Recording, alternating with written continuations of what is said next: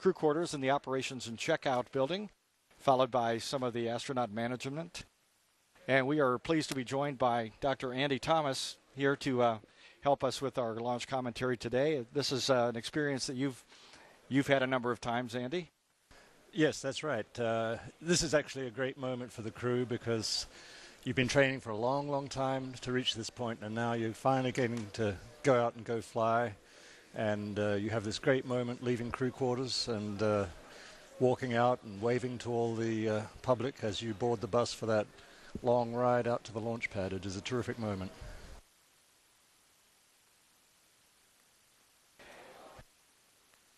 You've had the opportunity to fly aboard Discovery twice. This is her 39th and final flight. That's correct. Actually, I've flown aboard it 3 times.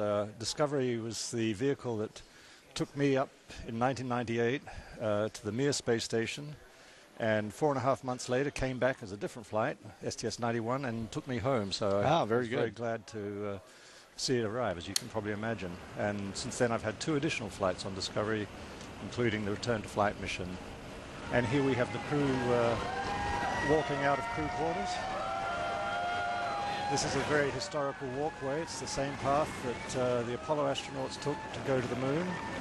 And over the last 30 years, there's been 133 odd shuttle crews that have walked out here to catch this bus for the exciting ride out to the launch pad.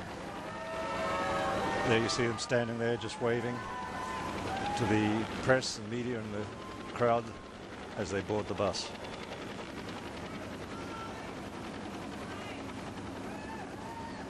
This has got to be an exciting moment.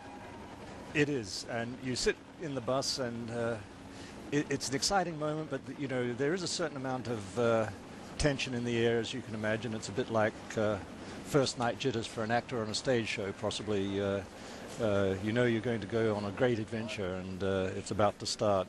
So you sit in the bus and you talk about things. You tend to make a lot of rather lame jokes amongst each other to try and break the tension a little bit, but there really is an 800-pound gorilla in the room in the bus, and you can feel it too. People are quite keyed up.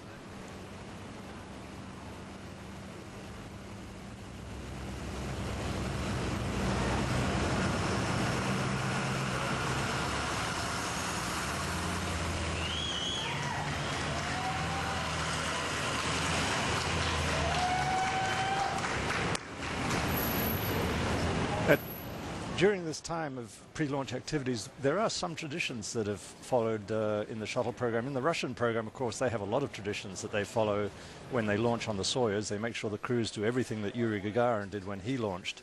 We don't have quite as many, but prior to walking out to the launch pad, the tradition is that you play a few rounds of cards with your crewmates, and you can't actually leave the suit-up room until the commander loses. So they play a game. I'm not sure what the game is. It's sort of more throwing cards down randomly than